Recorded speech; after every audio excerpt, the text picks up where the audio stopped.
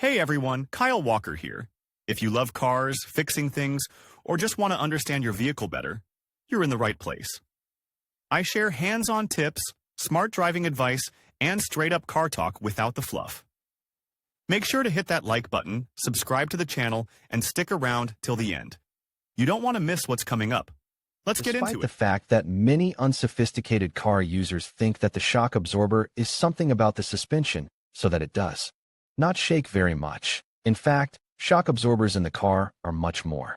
They are used so that the support of various closing and slamming parts of the car do not damage them too mechanically.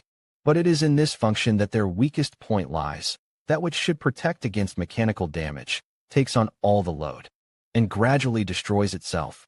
So, for example, pneumohydraulic stops of trunk lids, hood, tailgate often cause a lot of headaches to car owners.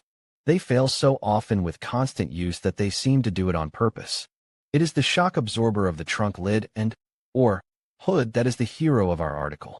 We will deal with what types of pneumohydraulic stops exist, what to do when they fail, and how to replace them.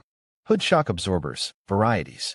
So, it is obvious that shock absorbers in any part of the car, not just the suspension, are very fragile elements that regularly need to be checked and replaced in time. Not all vibration moderators are the same. There are two classifications of different kinds, one by type, the other by the type of the substance that was used as a filler. Decelerator type. The first classification divides the elements in question into two types, hydraulic and dynamic. Hydraulic shock absorber slows down sharply, actually instantly leading to a stop. As a rule, it is used when there is no need for smooth movement. This type is mounted with the stem facing downward. The dynamic shock absorber provides a smooth deceleration. Mounting is carried out in any convenient direction. The essence of any type is reduced to the destruction of oscillatory motion, but the ways to achieve them are different. Working substance. A hood, trunk, or door shock absorber can be of one of the following three types, depending on the substance used as a filler. The characteristics of the air hydraulic trunk stops are very dependent on what substance or mixture has been selected. For example, the gas trunk shock absorber is filled with gas, respectively. The properties of the substance provide high reliability and strength. As a rule, such an annihilator of vibrations serves for a long time and does not require replacement for a long time.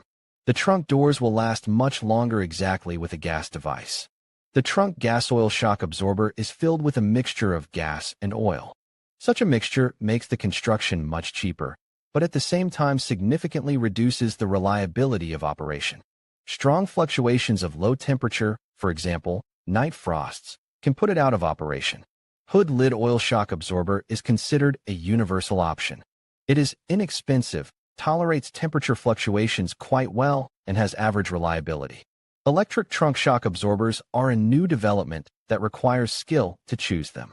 So far, the electronics are not too well tuned and raise a lot of questions. But if you are a fan of progress, it is this type that is your choice. Choosing the right one. If you use the doors and trunk frequently, constantly opening and closing them, the situation is probably quite the opposite with the hood lid. If your car is new or fairly reliable, not prone to frequent breakdowns, it's likely that you only look in here to change the oil occasionally. But even in these seemingly very gentle conditions, there are many nuances. The mechanism that dampens vibrations must cope equally well with any climate. By opening your hood in the winter, you put it under extra strain. The problem is viscosity. Under the influence of cold temperatures, the filling of the shock absorber can become thicker, and then it will perform its functions worse and worse. Partially, you can eliminate this climatic hindrance yourself. Before you open the cap, warm up the car well. In practice, however, this is not always possible, and then the self-destruction of the selected trunk or hood shock absorber is a serious nuisance. Read also, varieties of nets in the trunk of the car. You can also extend the service life of the unit by following simple rules. Open the lids as smoothly as possible. Avoid jerking and other sudden movements. An awkward movement can easily kill the mechanism, and the whole unit will have to be replaced. Not a very pleasant circumstance, right? So, you want to replace your vibration dampers for some reason. How to choose the right device and not to make a mistake. What to pay attention to and how not to get confused in the variety reigning on the car market. When choosing a new shock absorber, you should consider the following criteria. How intensively do you operate the element that needs damping of mechanical vibrations? How often do you open and close it? How much emergency access is needed there? Will you have the opportunity to warm up the car in all conditions before opening the lid or not? How extreme temperatures do you expect, and what will happen? Cold, heat. It is imperative that you consider the properties of the filler you choose under the expected conditions. This is especially important if you are a traveler. How well does the chosen model meet the technical requirements of the car? Will it fit without additional machinations? Will it install correctly? What weight delta is assumed for the selected unit? This is a very important point. Depending on how much weight the shock absorber will push out, a simple model may do, or a special, reinforced model may be required. The easiest way to choose the most suitable device is to refer to a detailed electronic catalog, where all the characteristics of the sold elements will be specified. Perhaps it will seem to you that in this case you overpay for the brand, partly true, but, in fact, it is a payment for reliability and guarantees of the manufacturer. Buying an artisanal shock absorber, you risk to run into negligence or imperfect, ill-conceived mechanism. And also at car markets without appropriate control, they like to paste labels and sell fakes under the guise of branded mechanisms. Such a variant can wait for you in the internet, so carefully observe where and what you buy. Self-replacement of the pneumohydraulic stop. Changing hood shock absorbers and everything else is not difficult. The replacement instructions are usually as simple as possible and accessible to everyone. You just need to follow all the points meticulously and be careful. When replacing, it is important to know that any paired elements should also be replaced in pairs. That is, if you have a broken right or left shock absorber, not only the broken one will be replaced, but both of them. After you replace the shock absorber, you may need to adjust all the locking mechanisms manually.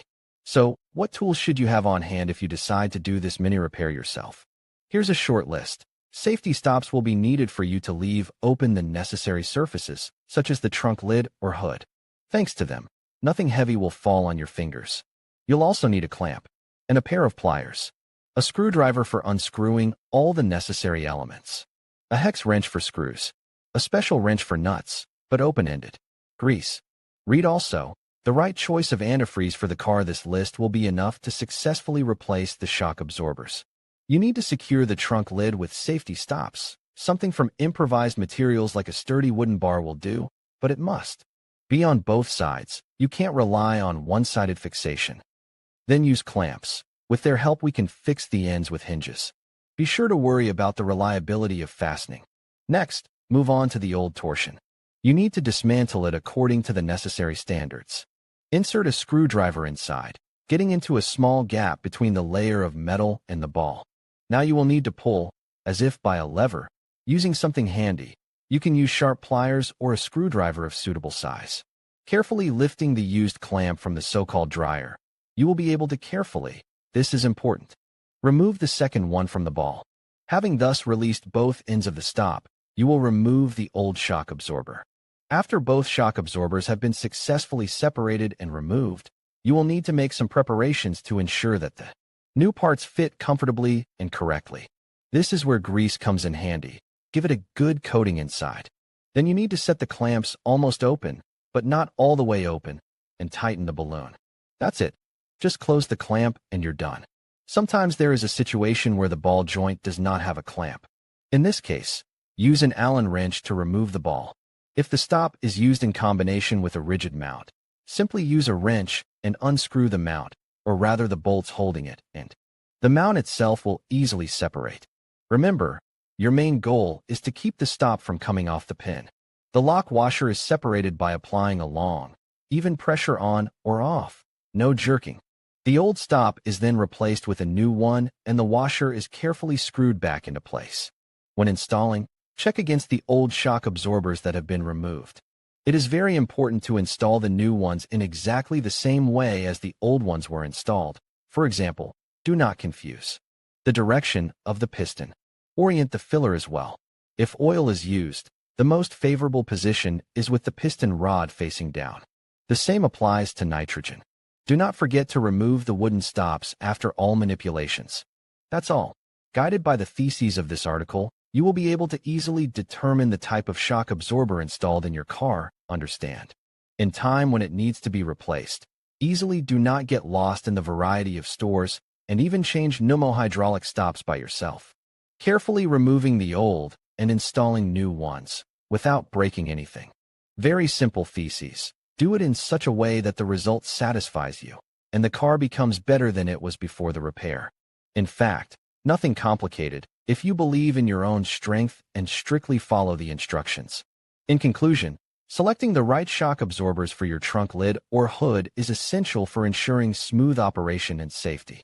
Remember to consider factors such as weight capacity, compatibility with your vehicle, and the type of driving you do. By taking the time to choose quality shock absorbers, you can enhance the functionality and longevity of your vehicle's components. Thank you for watching, and we hope this guide helps you make an informed decision for your automotive needs.